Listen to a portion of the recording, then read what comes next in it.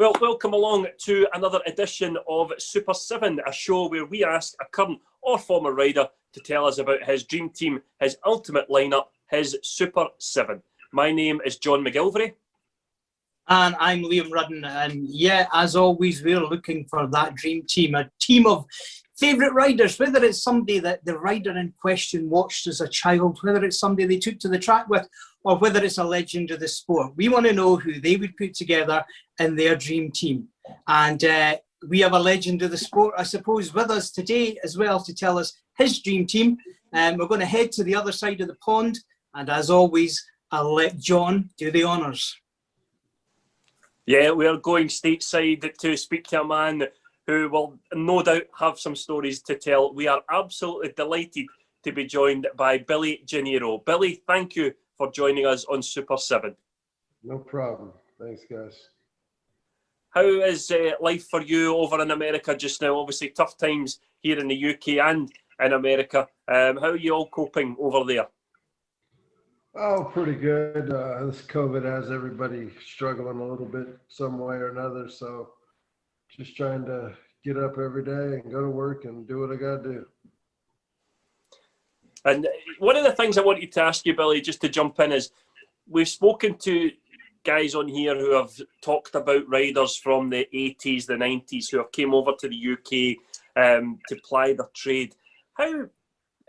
What is it like for a rider to come from the USA to the UK? What are the big changes that you have to make?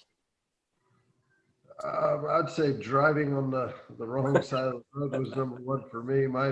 My first day, I got dropped off and handed the keys to a van. So I went and got some lunch. And when I came back, I got in the car and got into a head-on collision the very first day I was there. Just a very slow one, but that was my first day there. Did that set the tone for your stay in the UK? Yeah, no, after that I was good. You know, I just had to learn how to pay attention a little bit better. But yeah, no, crazy first day of driving in the UK. So we'll talk to you about your Super 7, Billy. Now, we always ask the guys, how have you came about your Super 7? What's been the thinking behind your Super 7? And yours is a cracker. Well, I rode with a couple of guys in mind, and they're just great guys to be around, especially when you go to the bar afterwards and hang out. So that's where I got my inspiration, with people I wanted to hang out with afterwards. So is this the party team, Billy? I guess you could say that. We have had a little bit of fun with every single one of them, mostly. Shall we just go straight into the party team then? And at number one, you have a rider who was a 2 times world under-21 champion. He retired in 2013. Who have you got at number one? Oh, Joe Screen, man. Got to have Joe Screen. He's a funny guy to be a part of a team with. And what does he bring to your team, Billy? What does Joe specifically bring that's different to anybody else? Just laughter is, that and hanging out afterwards, drinking a beer in the bar. He's funnier than, he's a good, funny guy. He was a guy who spent the latter part of his career up here in Scotland and was very highly regarded up here. Was he someone when you came over that you knew about before you came to the UK, or was he someone that you kind of came across when you got to the UK?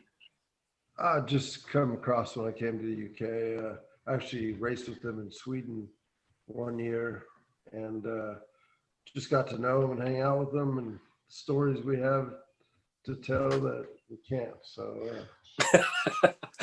I was about to ask if you could tell us one, but evidently not. How have you settled back in the USA then, Billy? You've got your kid there as well. How's life for you there just now? Oh, good. Got an amazing wife and 2 awesome kids, man. So just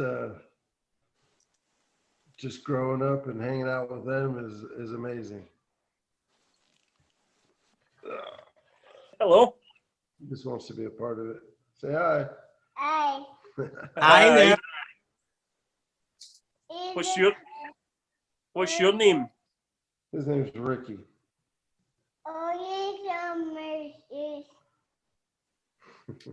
Who knows what he's saying? I don't know. Sorry about that. That's all right. So Joe Screen, he leads your team there. On to your second rider. We'll go from the UK to Australia. Who have you got as your second member of your Super 7? Jono. Got to have Jono in the team. Steve Johnson. Another guy who will pick you up and make you feel like you can do better. You were obviously part of the 2007 Elite League winning team with Steve. I had the fortune of being there that night that you won the league. How big a part was he in that team?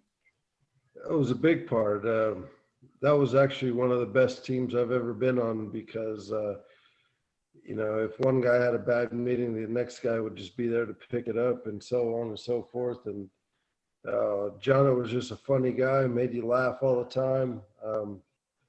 He was just good to be around. Good guy. Billy, how important was it to have people like that in the team to create a team spirit? I mean, we've talked in the past about how we look back on Speedway back in the 70s and the 80s and how there were a lot of characters that, as you say, people went to the bar after the match. We look at it today and it's very much athletes on bikes. It has evolved, it has changed.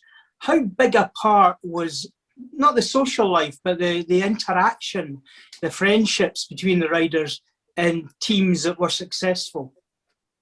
Well, when I was at Coventry, I used to go to the bar after every meeting and hang out with all the fans and, they'd buy me beers and we'd sit there and talk till they kicked us out. And that was the best part about it, hanging out with everybody afterwards and getting to know everybody. So I think that's why a lot of people like me over there because, I went out.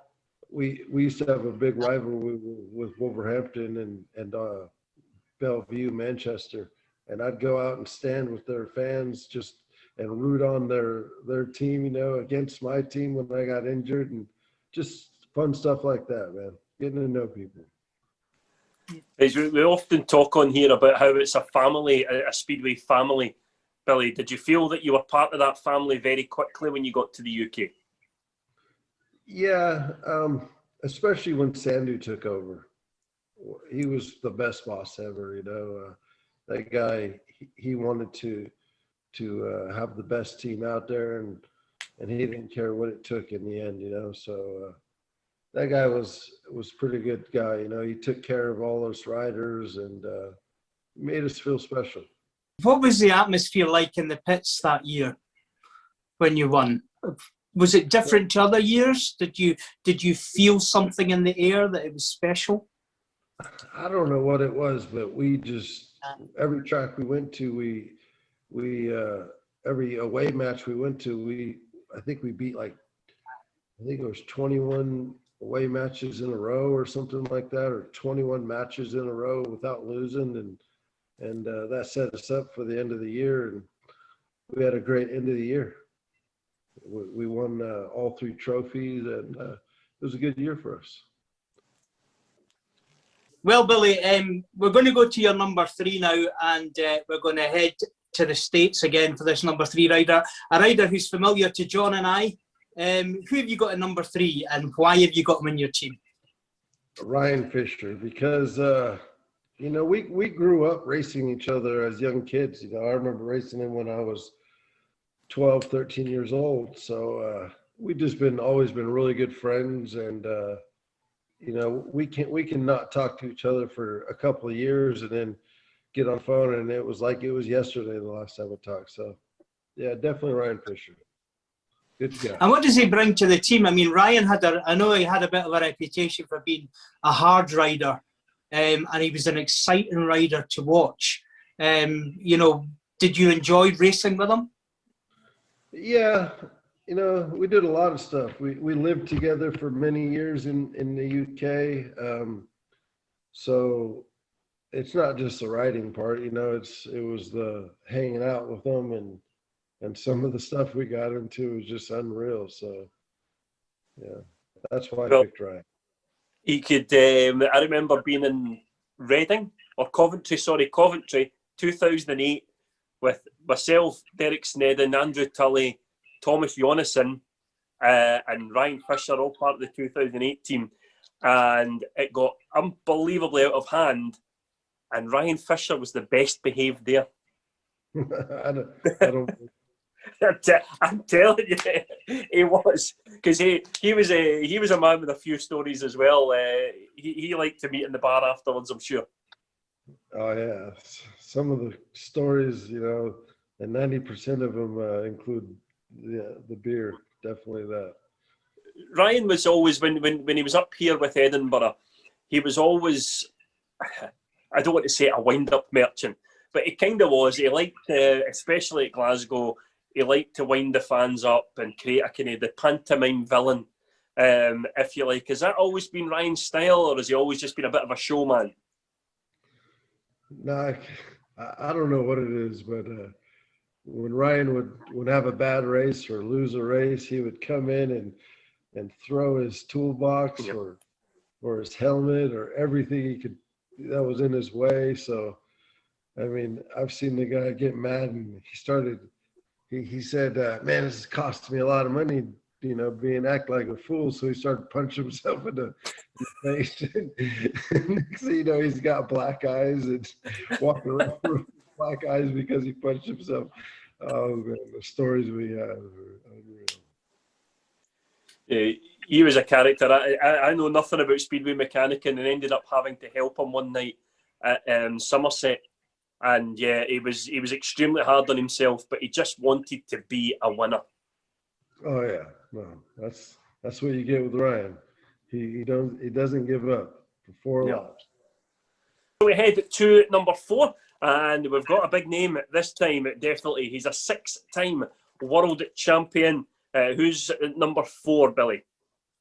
Well, he would have been at number 1 or number 5. I just didn't put him in any particular order when I was laying in bed last night writing it down. But Tony Rickardsson, the best, the second best there ever was, behind Greg Hancock. And did you have the fortune to race with Tony at all? What's that? Did you have the fortune of racing with Tony? Yeah, racing with him, not on the same team, but many times racing against him. And where was that? Just, at Poole, Coventry, wherever we were. I joined his Swedish club the year after he retired, so, Billy, what makes somebody like Tony different? What makes him so special that he's number 2, in your choice of riders? What is it about what he does? What is it about the way he does it differently to everybody else that makes him so good? Just growing up, racing, he was the best there was. Whether it was league meetings or the world championship. So I don't know. I just felt Tony had to be in the team. And is that because Tony's got a different mindset to other riders to get him to that place? Yeah, I once rode on a flight with him from Birmingham to Sweden, and he was actually on the picture frame on the magazine that they give you on the plane. So pretty awesome guy. He has to put up with a lot being so famous in Sweden and so on. But yeah, I've always looked up to the guy. Was there a bit of an aura around him when you got to the meetings and you saw him there? Was there a thing? My, that's Tony Rickardsson there. Especially when you're sitting next to him on an airplane and everybody has a picture in front of him.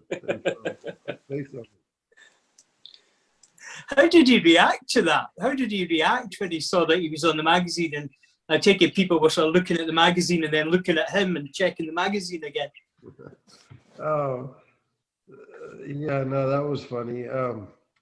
He actually taught me something. We were on a plane one time, and he pushed the whole seat down to where he could lay his feet up and just sit back and relax.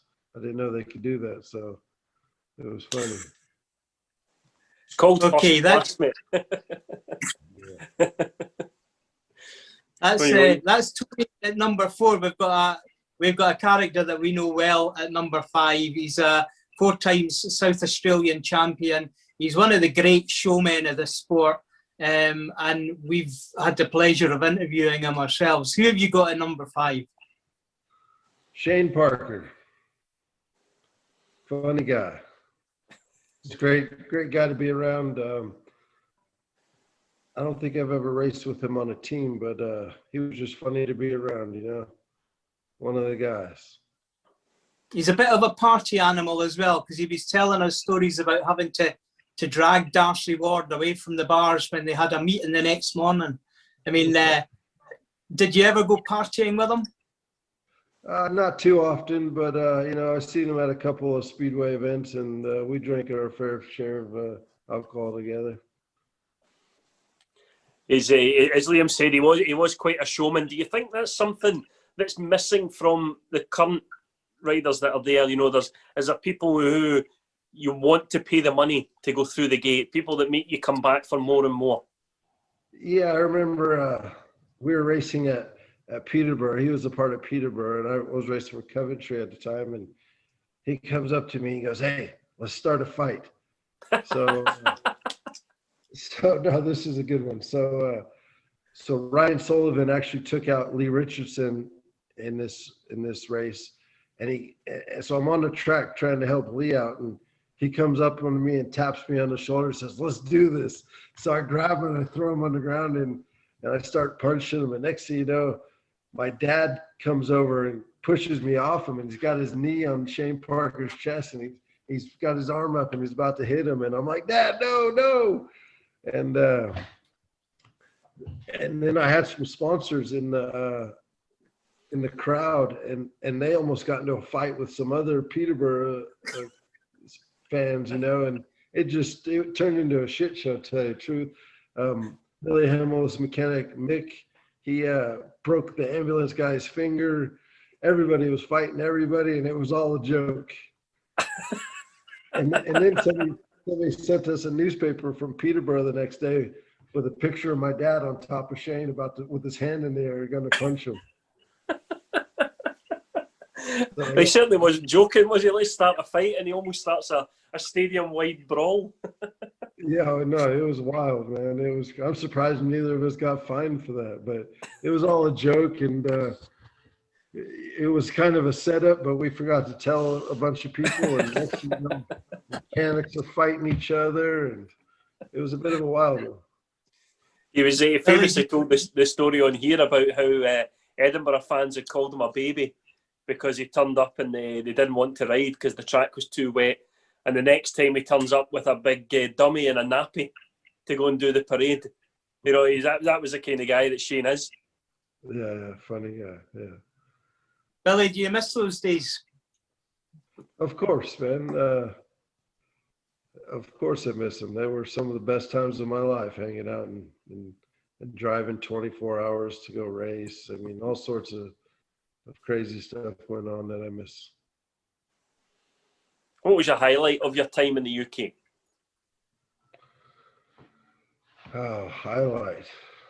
I would say just being over there doing what I loved, racing, having a good time. I could tell you about a whole bunch of low-life times, but So we'll go back to your Super 7, Billy. You've got a rider at number 6. We're in the UK for him. Who have you got at number 6? a good buddy of mine, Dean Barker. Yeah. We used to hang out a lot and have some fun together. And he introduced me to some people over there. And another story, you know, he took me to his buddy's house, and so we get there and we're riding, and Dean had to leave, so he left me there. We're riding pit bikes, and this guy had a little bit of property, so he had a couple of cars. We'd drive around and just get sideways in these cars and get all muddy. And then he goes, "Hey, let's go for lunch." So So we go for lunch in his dad's brand new, I think it was a Bentley, just brand new car, you know, $150,000 car. So it was pretty funny. And we're all dirty. We didn't change our clothes or nothing. How the other half live, Liam, eh? Indeed. I mean, this, when we look at some of the dream teams we've had, they're packed from top to bottom with world champions, and it's just world champion after world champion after world champion. This team sounds like it'd be a lot more fun than a team full of world champions. Yeah, I could have picked a team full of world champions, but I figured one world champion and the rest of the party guys. That way the one guy can make us all look good, and we can still go to the bar and drink afterwards. Have a good time. Well, that brings us to your number 7 now. Your number 7 is an 11 times USA national champion. Familiar face. Who have you got at number 7? Well, I don't want them leaving me out, so I had to include myself to go drinking with them. So. Is there anyone in your team, Billy, that you've ridden with, or that you would say, look, pair me with this guy, pair me with, I want to go out every race with this guy? Oh. Yeah. Well, it wouldn't be Tony Ricardson because he'd be winning all the races and I'd have no chance. I guess you could say Ryan Fisher. We rode together for many years together. So me and Ryan always did good racing with each other, and a lot of times not so good. When you were riding with Ryan, because you'd known him so well, when you were riding with him, did you sort of have a shorthand on the track? Did you know where each other would be? Did you know, for team riding purposes, did you become, a really strong double act? Yeah, well, last time we raced against each other was one of the last times was in America at the Monster Invitational at City of Industry, and actually, me and him, we were going for our last race, and all he had to do was get second or third. He would have been in the main or in the semi, and we went for it, and he ended up falling down and crashing and getting excluded from the race. So that's one of the last times I remember racing him. I mean, it's a good, interesting team there, Billy. Out of all those riders, who would be your team captain, though? It would have to be Tony Ricardson. Do you think he'd have a job in his hands keeping the other 6 in check? Yeah, as long as he didn't ban us from the bar afterwards. And is there a team name for this drinking 7? I can't remember what the heck we were talking about, but it wasn't Alcoholics Anonymous, was it? A team manager as well, Billy. Someone who you've worked with, who's been an inspiration to you and your fellow teammates, as well as a manager you'd want to help Tony keep these guys in check. Colin Pratt's been the only manager I've really had over there, so I'm going to go with Colin Pratt. Good guy. And if you had a Heat 15 decider, we've got to the end of the race, it's a Heat 15 decider. Which 2 riders do you want out representing your team? Tony and Screeny, probably. That's what I'd go for. Said that Tony was the second best rider in the world behind Greg Hancock, but Greg doesn't feature in your 1 to 7. Why is that? I just I was supposed to do this a couple of days ago, and I'm laying in bed last night, and I'm trying to think of who would be my 1 to 7, and Greg just didn't come out on top of my mind. He would definitely be in my 1 to 7 if I had a little bit of time. Well, I had plenty of time to think about it. I just didn't get a chance to write it down. But Greg would definitely be in there. And was Greg an inspiration to you through your career? Yeah, my first year racing over here, Greg, Billy, Lee Richardson, Andreas Janssen, that was the first team I had was on. So pretty fast guys, for your first team, and then to not win the league with those guys was amazing, because they were pretty good. Billy, I know we've made light of the party side of it and the drinks in the bar afterwards, but, you know, Speedway is a dangerous sport. You guys put your life on the line for us every time you go out there. How important is that winding down at the end of a meeting actually to your mental health, if you like, after you've done that? You know, is that all part of the cycle?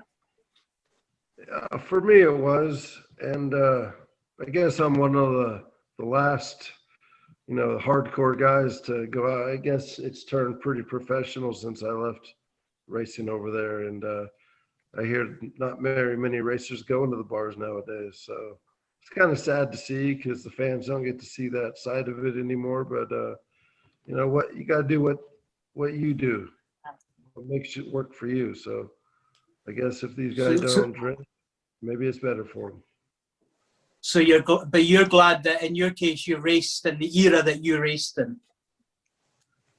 Yeah, I guess we're the last of the rebels, you know, as you'd say. People who had a good time while racing. Brilliant. We'll run through some quick fire questions, Billy. 10 questions we ask everyone who's on here, and we'll just get some answers from you. So number one, the last time you were on a Speedway bike? I think it was in December 7th or 12th or something. Steve Evans does a promotion over here, and he races at Paris, and then he's starting a racetrack in Bakersfield this weekend, actually coming up. So I'm going to go race this weekend. Brilliant. First time in a while. This isn't one of the questions that we're going to ask you in the 10 quick fire, but do you still enjoy your racing, Billy? Do you still get the same buzz out of it?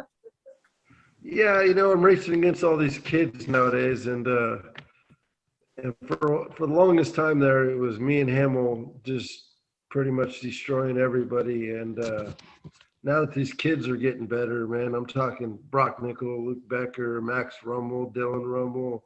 You know, there's a bunch of them. But now that they're getting better and making it harder on me, yeah, the racing's getting fun again. Now, Good. again, this isn't part of the 10 questions either, but I'm sure I saw a picture of Ronnie Corey on a Speedway bike. Yeah, so we went and did the U.S. Open in New York it's about 6 months ago, and Ronnie shows up in New York, and he hadn't been on a Speedway bike for quite a while, so it was actually pretty funny. I think he actually beat me in one of my races over there. Brilliant. Well, back to the 10 questions, Liam. Yeah. Okay. Did you have a lucky or a favourite helmet colour when you were racing in the UK? No. I'm more of an outside guy, so yellow would be my favorite. But you aren't always off of gate 4 when you had yellow, so no lucky helmet color. That's my next question. Actually, is did you have a favourite gate number? See, you added a bunch to the 10, so I had to just make it, you know, so that way it took 1 or 2 out. Okay, tea or coffee? Water or beer? No, I don't like coffee. I don't like coffee or beer or tea. So neither. Tea or coffee, beer. I like it. Yeah. Billy, if you hadn't been a Speedway rider, what would you have been? Oh man, that's a good question. I guess I'd be a father to 20 kids. Funny story. Me and Billy Hamill went to Italy with his buddy Mike Lord, and we're coming back through customs, and they used to have to fill out a landing card, and my buddy put for his job occupation, he wrote a cowboy / shagger. Do you know what? After the answer to that question, I dread to ask the next question, but do you have a favourite pastime? You can't ask Shagger that, mate. Just riding motorcycles, man. That's all I like to do. Ride motorcycles, work, and stay at home and hang out with my family. And do you have a favourite film? Favourite movie? I like the Bourne films, Jason Bourne films. So any of those. Okay, Billy, race suit or race jacket? Do you have a preference? Yeah, race suit. You know, when I first came over there, Greg and Billy were always the trendsetters. So my first year, the whole team's outfit was motocross gear, and that was the worst ever. So once we stopped using motocross gear, and with bibs, we got full-on Kevlars with the bibs built into them, and that was much better. They definitely look the part, don't they? Oh yeah, definitely looks better too. Especially And what's the when the race suit, the bib is sewed in, so it isn't flopping everywhere. And what's the worst thing about Speedway? I'll tell you, it's the rain offs. I don't know how many times I've driven to pool and got rain. Just to know you didn't race at Edinburgh very much then. Exactly. That would make me more, because that was probably like 5 or 6 hours from my house. I've never driven to Scotland before. I've only flew there, so I don't know how long it takes to get from, say, Coventry to Edinburgh. Yeah, you're about 6 hours from Coventry, yeah. Yeah, so that would have been twice as bad as pool to Coventry. And finally, the best thing about Speedway? The best thing about Speedway? The racing, man. Who doesn't love the racing? That was my favorite part about being over in England, was the racing. The food was not the greatest. The weather sucked all the time, but the racing was always good. And how was the beer? Was the beer good over here? The best I've had. I don't even like going to the bars over here. The beer doesn't taste that good, so I definitely miss the pub food and the pubs. Yeah, well, if ever you get back over here, Billy, John and I will take you for a pint. All right, and a curry. I love curries. And a curry. Yeah. Brilliant. Billy, listen, thank you very much for joining us on Super 7. It's been an absolute pleasure talking to you. Thanks, guys. Yeah. Thanks for having Listen, me. stay safe over there. And I hope as the UK, we move out of this very quickly and we can all get back to a normal life. All right. Brilliant. Cheers, Well, Billy. listen, we'll be back soon with another episode of Super 7. We will be asking a current or former rider to give us his dream team, his Super 7. From myself and Liam, thank you very much.